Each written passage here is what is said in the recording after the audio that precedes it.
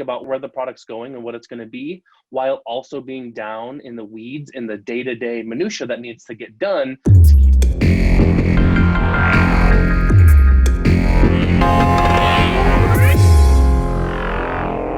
Welcome to the Mutually Human podcast. On this podcast, our goal is to have casual yet meaningful discussions about how to make technology more human. As always, I'm here with President of Mutually Human, Mark Van Holstein, and today we are joined by a special guest, Kassidee Kipp, the co-founder of Grayce. Hi, Kassidee. How are you? Hi, Mark and Lori. Happy to be here. Good. So tell me about your decision of changing out of your Guns N' Roses t-shirt. That's such a good one. I mean, Guns N' Roses is pretty controversial. If you're an Axl or Slash person, I just didn't want to stir the pot, so I decided to go with some simple denim. Okay, you felt like it was too polarizing. Okay. Exactly.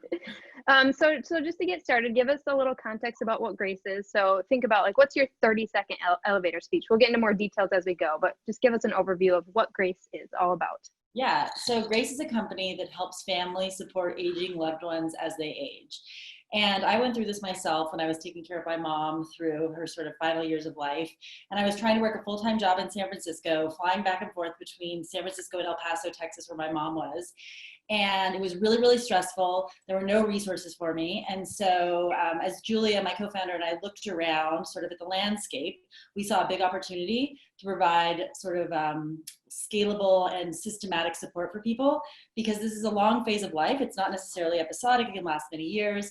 And so our goal is to help people support their families as they age over long periods of time and shift that from being sort of a burden emergency situation into being an honor and a pleasure and a privilege. So obviously your experience taking care of your mom was a huge part of it. What led that experience to actually seeing the business opportunity? What was the origin of the actual business between you and Julia? Yeah, so it's kind of interesting. So I guess I've always been very interested in seniors personally. My 5th grade science fair project was on the memory cycle of Alzheimer's victims. I volunteer to hang out with seniors and have a buddy I've been with for the last 10 years who I see once a week. So for me, this has always been just a very personal connection. And Julia also has had her own fair share of caregiving and, sort of supporting her family as they've aged, particularly and recently her grandfather. But Julia also came from the healthcare world. So as Julia started looking around and seeing this sort of, not from an academic perspective, but more from a business lens, she started putting together a business plan of how this could work. And as she wrote that business plan, which happened in early 2019, she knew that I was going through my situation with my mom, and so reached out to me just for feedback, really, to see if it resonated as a product.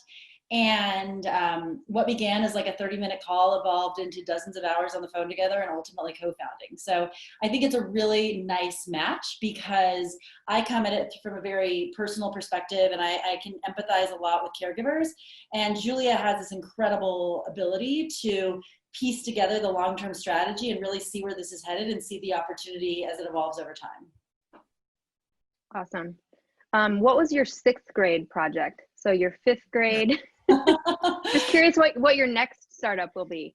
Yeah, that's a really, really good question. When I was doing a job search not too long ago, I had my job search bucketed into 3 categories. It was seniors, food, travel.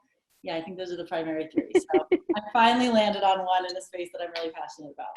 Mm-hmm. So I know, like you mentioned, you're passionate in the space of seniors, but working with Grayce, I know another area you feel like Grayce is still going to be really beneficial is not only aged ones, but really anyone that has a caregiving need. Can you talk a little bit more about the people you think will benefit from Grayce? Like what's going on in their life? What are they looking for? Why might Grayce be a really good fit for them? Yeah, I think that, as you look at sort of the American landscape of how families have evolved, adult children tend to live far away from their parents. And so it's this really, really hard thing I think many people turn a blind eye on it, or can sometimes just put someone away in a nursing home and it's sort of out of sight, out of mind. And I think that, it's a structural problem in our society that Julie and I are very, very passionate about. So I think as far as Grayce's product, we primarily target people who are working professionals who are really busy, perhaps are sandwiched between taking care of children and worrying about their aging loved ones, and are really unable or don't know how to begin to proactively and sort of over time support their family. So I think that like working professionals who don't live near their parents, I think are probably going to be the bread and butter of a lot of our business.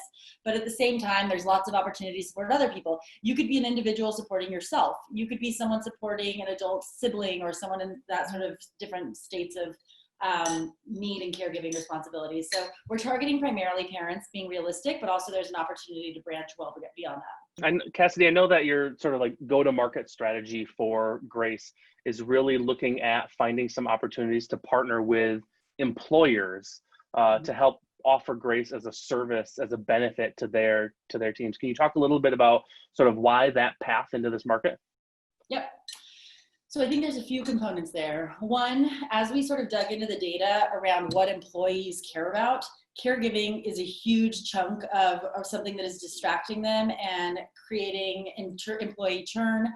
And on average, 20% of any given workforce has caregiving responsibilities. So I think it was twofold. One, this is the experience I literally went through, was like being an employee and trying to wear both hats, and it was incredibly challenging. So I think there was just a natural fit there. But also from a customer acquisition perspective, having the ability to sell a company and have sort of a one-to-many relationship with those sales is something that we think has a lot of value. And I also think just like right now is the moment when employers are really starting to pay attention to this. Over the last few years, mental health and fertility have become sort of trendy benefits for employers.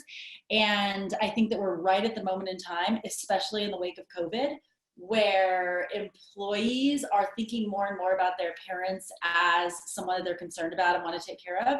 And I think employers are hearing that through workforce surveys and are really eager to engage with us as a new category of benefits.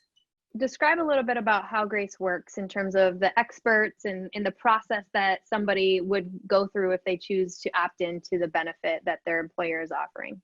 Yep. So let's say that Mutually Human was a Grayce customer. All Mutually Human employees would have the option to use Grayce as a benefit. And say you, Lori, had caregiving responsibilities. Your mother had fallen and broken her hip as an example. And you could reach out to Grayce, and we would pair you with an expert. And a Grayce expert would then spend 45 minutes to an hour on the phone with you, going over what your needs are, what you currently have in place, really diving into sort of the specifics of your situation. And then they take that information and turn it into a care plan. And that care plan is sort of the playbook of sorts for your caregiving journey with your parents. And really what we expect the expert to do is over time, not only help you to deal with the fire of helping your mom through the broken hip, but also as the landscape evolves, as she transitions, as everyone does, from independent to interdependent to dependent, holding your hand throughout that journey and helping you think about the things that you need to think about at that moment in time. Mm-hmm. And philosophically, I think that one thing that's really common with caregiving and sort of all of a sudden it's just like this very immediate moment in time where you go from having it's not even on your radar, your parents are cruising, to all of a sudden there's a crisis. And it's incredibly overwhelming. And so I think people have avoidant behaviors around it, and there's just so much personal stress. So one of our goals is to create just the right amount of information that you need at that moment in time. So we help you sort of bite-size it so you could tackle 1 or 2 or 3 or 4 tasks that are really relevant to what's going on. And then as the next phase evolves, then we help you peer into the future. But we really are trying to not only provide tactical support, which I think some of our competitors are over-indexing on just tactical stuff, but emotional support as well. And through our early user testing, I think one of the most common themes that we hear from testers who have all different kinds of caregiving responsibilities is, wow, talking to the Grayce expert was like therapy for me. And just having this outlet for something that you've probably been keeping bottled up to some degree or another, worrying about your parents as they age, and having this person who is in a position of authority, has deep expertise to discuss that with you is incredibly therapeutic for people. Yeah, that makes sense. I need to call and check on my mom now since you just made her break her hip. That's exactly right. Knock on wood. Yeah, absolutely. She's probably home embroidering stuff right now. So you mentioned user research. Thinking about some of the information that we learned during user research, was there anything that really surprised you and maybe caused you to shift directions as we completed some of that early testing? I think there's a few things. I mean, I think that again, just the emotional importance and like building the one-to-one relationship between expert and client is something that I think it's an interesting problem for us to have to solve long-term, because I never want to lose that. I want it to be a true north from a product perspective, but also you have to think about scale. So how do we provide that sort of connection, but do it in a way that is perhaps lower touch, or there's a bunch of different ways we can potentially solve that. And then secondly, and I really like appreciate Mutually Human, because I think you all have really helped us sort of make this transition. But originally when we were thinking about care plans, they were much more static documents. And honestly, within a week, they become super stale. And then you're in this weird position where you're either creating a bunch of care plans and documents, or you're just working off of stale information. And so we're using technology now to sort of create these modules of content that, one, help keep it fresh, but also, tying back to the point about scalability, allow us to provide content that is easy to insert from an expert, so they spend less time creating these plans. So I think that's a great transition, Kassidee, into, you know, we've talked sort of about the service that Grayce provides, which up till now doesn't really have anything to do with software, right? You're providing this expertise and insight for people. But, you know, where did the idea to build your own application platform, your own custom software as part and a core piece of Grayce's strategy come into play, and why? Yeah, I think that's a good question. You know, frankly, we didn't look hard out of the gate at some kind of like other product that we could throw Grayce branding on. And our technology, our MVP, is truly quite simple, right? It's a chat platform, so you can send messages back and forth between your Grayce expert and the client. You can attach documents, and you can do calls just like we're doing now via Zoom. So that initial technology is super simple. But I think what we knew we wanted was that was not the final product. And so we wanted to build something proprietary that we could then expand upon. And, you know, to the point of the evergreen care plan is sort of the direction that we're building in from a product perspective. If we hadn't started out of the gate with our own proprietary technology, even though that sounds a little bit fancier than it is, we wouldn't have had that flexibility to continue to expand and develop a product that is unique and very differentiated from our competitors. So you mentioned MVP, and then obviously scalability and continuing to grow. From, you know, yourself sitting in the product seat, how are you making the decisions of what to build now, next, later, and you know, being able to prioritize what the market needs and what is the best decision for your app? Well, basically, Mark pretends that it's my decision and then steers my thinking, and I agree. But I think it's actually, I think, one of the hardest things about a startup at this stage, because we have limited development resources, and, you know, we have this team of experts, and then we have my co-founder, Julia, who's working on sales. And so constantly everyone has new things that they want to slot into the product roadmap. And, you know, it can be death by a thousand cuts if you don't ruthlessly prioritize. And I think that striking the right balance between, okay, something is a really terrible user experience, so we're going to let that sneak in, versus really trying to steer the ship in one direction. For example, really focusing on creating the evergreen care plan online, which I think will add a ton of value for our clients. We need to just keep on building there and not let all these little small product initiatives distract from that because of our very limited development resources.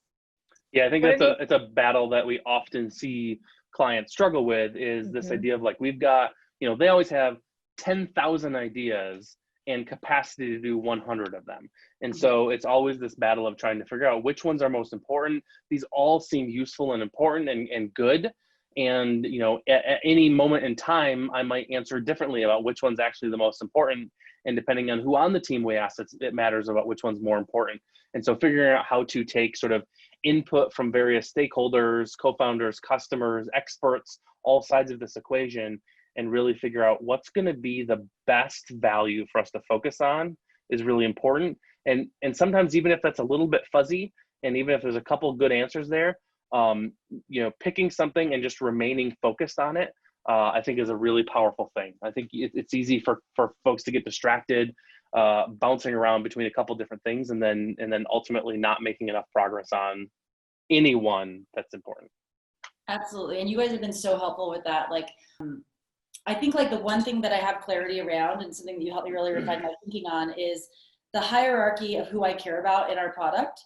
So the customer is obviously the first person I care about, and then secondarily the employer. And that sounds a little weird, but the customer is just the end user, so the employer falls second. And then Third is our experts, and obviously I want them to have good experiences providing their services, but they're third in the dog pile. And then the admin, which is me behind the scenes, is Oz, is like the least important person. So I think that we try also to sort of adhere to frameworks like that to help us prioritize.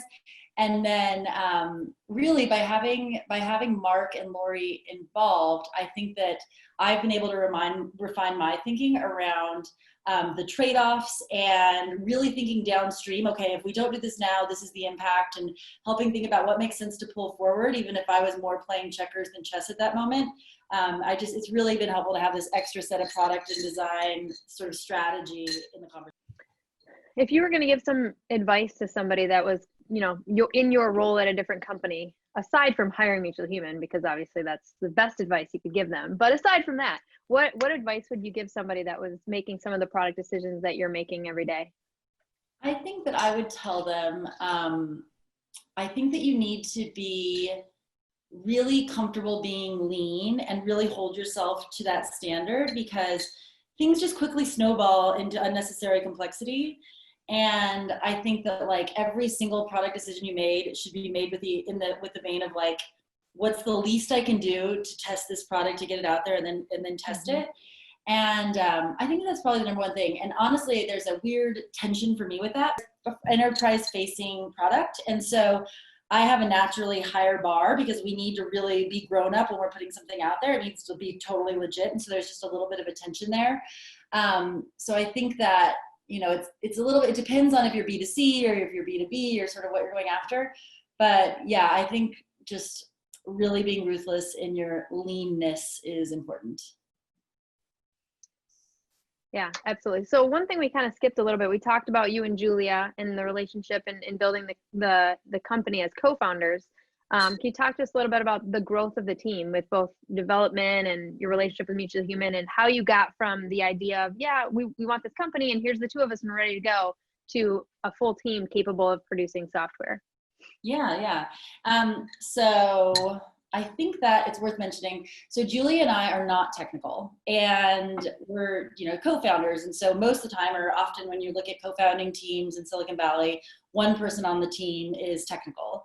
And I think by design, Julie and I really went back and forth on this a long time. Like, do we need a technical co-founder? And at the end of the day, Grayce is a technology-enabled service. So it's really important to what we do, but like at the end of the day, our experts are our sort of secret sauce.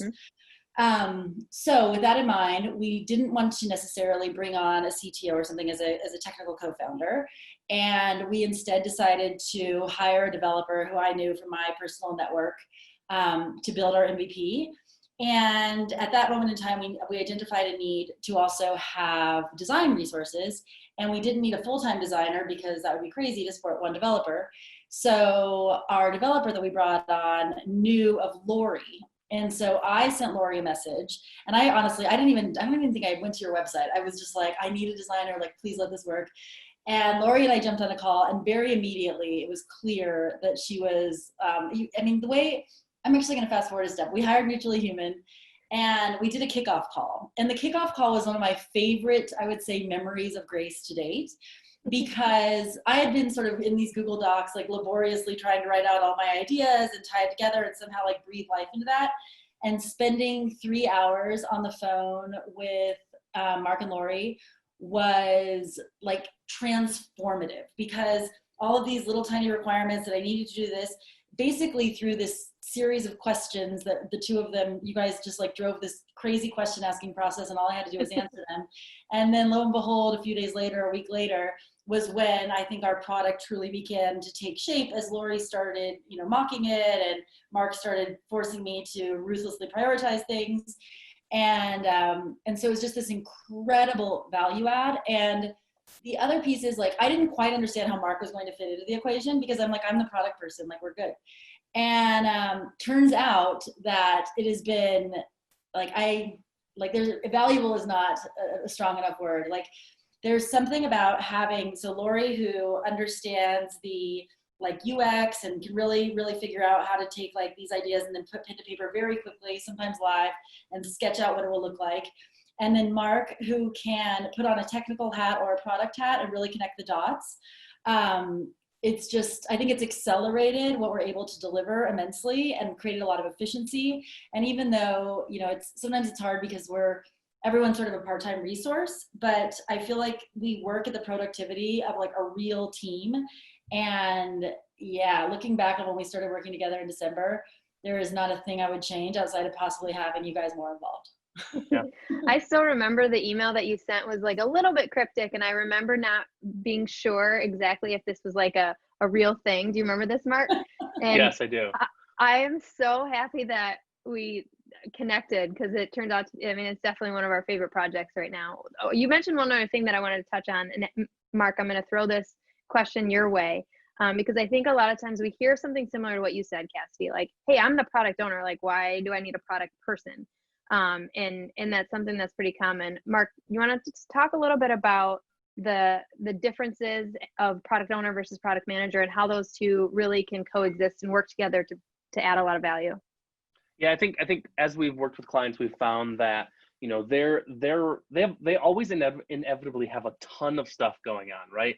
They're starting a company, they're running a company, they have a lot of different responsibilities and roles that they have to take on, and one of those things is owning this product or being in charge of seeing it built. And there's a ton of work that goes into managing a product, the day-to-day needs that have to go on, as well as the really bigger, larger strategic things that you have to start thinking about as you start to plan, for spending, tens, hundreds of thousands of dollars, millions of dollars over years. Where are we going to invest this? What are we going to do? What's going to be most important? And I think one of the things that we found to be a little bit of a struggle for a lot of the clients we work with is to play at that sort of like higher strategic level and think about where the product's going and what it's going to be, while also being down in the weeds in the day-to-day minutia that needs to get done to keep the whole thing moving forward. And so where we've sort of found a good balance in working with you, Kassidee, and a lot of other customers is let us handle a lot of that day-to-day busy work. Let us handle making sure everything continues to go smoothly and that everything's taken care of and that you don't have to worry about that. So you can stay up here thinking about the big picture and the strategy of the company and where we're going and what we need, and not have to get bogged down in both of those places and try to context switch back and forth.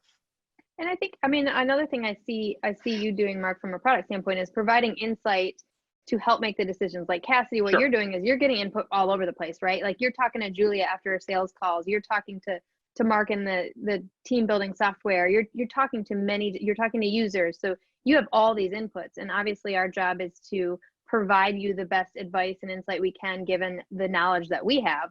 But essentially, like, you're the end decision maker, you're the one with the vision, you're the one, you and Julia are the one making those final business decisions. So while we play a huge role, and you joke about like Mark just saying, what to do and you just nodding, but essentially you really do have that final decision making and the big picture vision for the strategy of where it's going.